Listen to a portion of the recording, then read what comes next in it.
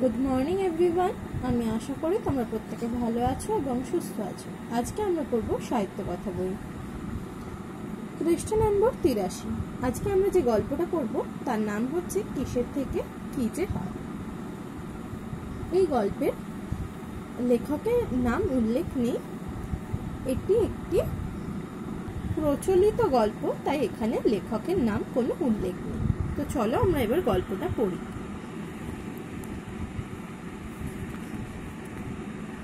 সে আজ থেকে অনেক দিন আগেকার কথা। এক জায়গায় একটি সুন্দর বন ছিল। সেই বনে ছিল অনেক রকমের পাখি ও জীবজন্তু। এটা অনেক দিন আগেকার কথার গল্প বলা হচ্ছে। সে একটি বন ছিল এবং সেই বনে থাকতো কারা?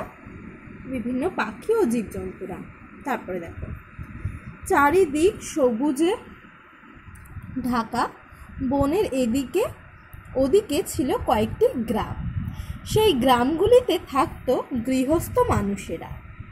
তারা চাষবাস করে গাছের ফলমূল জোগাড় করে বনের মধু খেয়ে কাঠ কেটে দিন কাটাতো। বর্ষার সময় তীর করে বয়ে চলেছে পাহাড়ি নদী। সেই নদীর জলে আসতো ছোট ছোট মাছ। কোনো কিছুরই তাদের অভাব ছিল না। তো একটি বন ছিল, সেখানে যে জায়গার কথা বলা হয়েছে সেই বনে বিভিন্ন পশু পাখিরা থাকতো। সেই বনটা ছিল চারিদিকে সবুজে ঢাকা এবং সেই বনের চারপাশে একটি দুটি গ্রাম ছিল বা কয়েকটি গ্রাম ছিল। সেখানে থাকতো গৃহস্থলী মানুষেরা। তারা কি করতো? তারা মূলত চাষবাস, গাছের ফলমূল জোগাড় করে বনের মধু খেয়ে ইত্যাদি করে তারা দিন কাটাতো। বর্ষার সময় একটি নদী বয়ে যেত, যেটি পাহাড়ি নদী। সেই নদীর জলে থাকতো ছোট ছোট মাছ। এইসব কোনো কিছুরই অভাব তাদের ছিল না সেই গ্রামের মানুষদের। এবার দেখো কি বলেছে।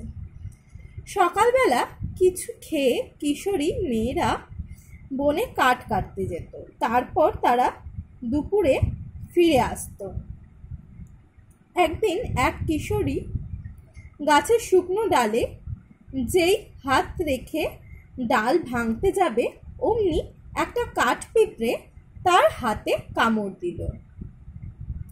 সকালবেলা কিশোরী মেয়েরা বনে কাঠ কাটতে যেত আর দুপুরবেলা তারা ফিরে আসতো। একদিন একটা কিশোরী মেয়ে, সে যেই গাছের শুকনো ডালে হাত দিয়েছে কাটবে বলে, অমনি তার হাতে একটা কাঠ পিঁপড়ে কামড়ে দিয়েছে।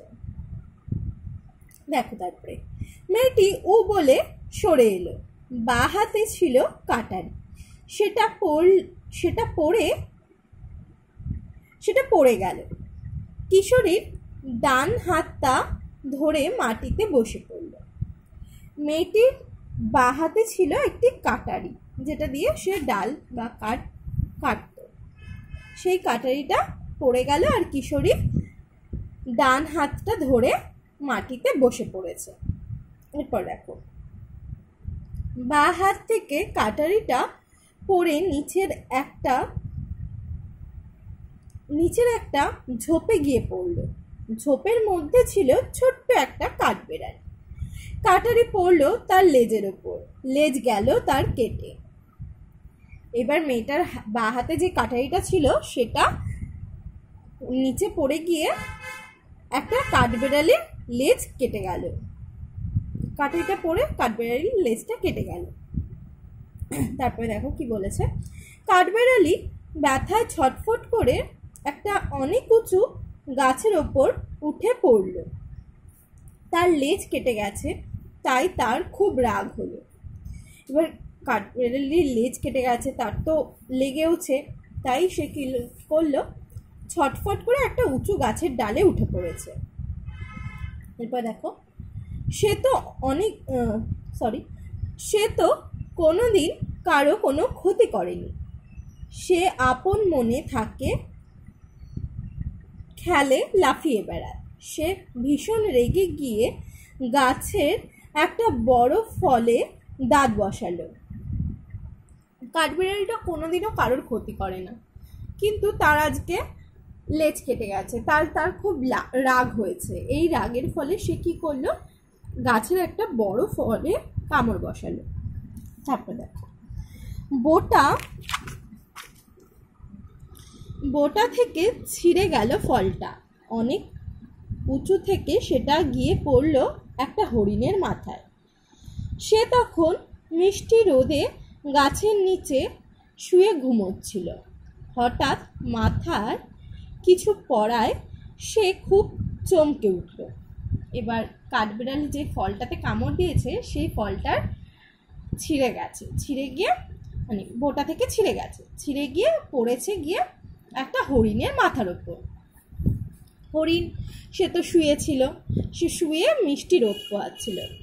হঠাৎ তার মাথায় ওই ফলটা পড়ায় সে খুব চমকে গেছে। এবার সে কি করছে দেখো, এত উঁচু থেকে পড়েছে যে তার মাথায় লেগেছে। আবার যদি কিছু পড়ে, সেই ভয়ে তীর বেগে দৌড়ে পালিয়ে গেল। হঠাৎ করে হরিণের মাথায় একটা ফল পড়েছে, সে ভয় পেয়ে গিয়ে কি করলো, সেখান থেকে দৌড়ে পালালো। এরপরে কি বলছে দেখো, মাটির মধ্যে ছোট ছোট পাখির বাসা ছিল। হরিণের ছুটে চলার সময় তার পায়ের চাপে পাখিদের বাসাগুলি গেল ভেঙে।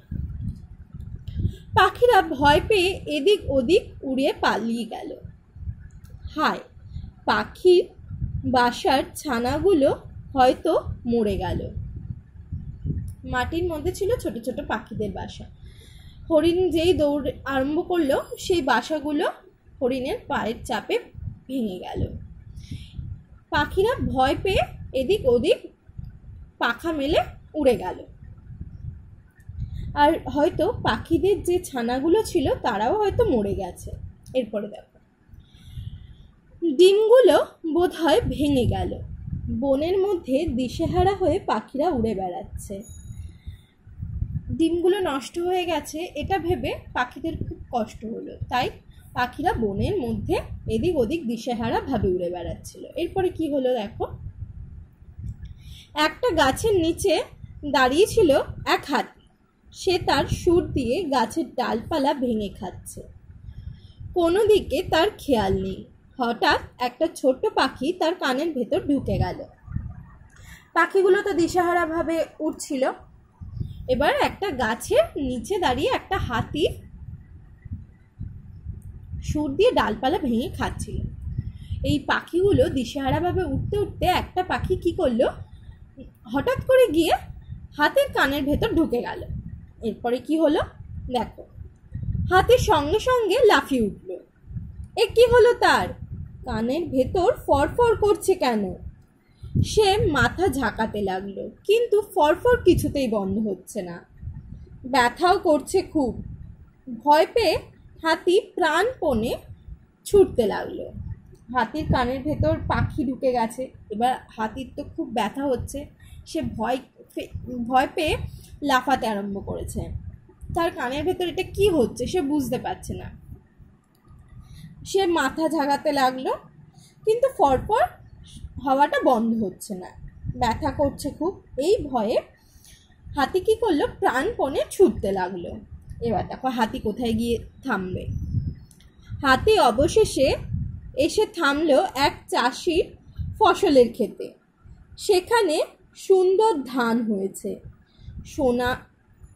সোনার রং ধরেছে, আর কয়েকদিনের মধ্যেই কাটা হবে। হাতি গিয়ে থামলো একটা চাষির ফসলের ক্ষেতে। সেখানে কি হয়েছে, ধান হয়েছে, ধানে রোদ পড়েছে, পুরো সোনালি রং লাগছে।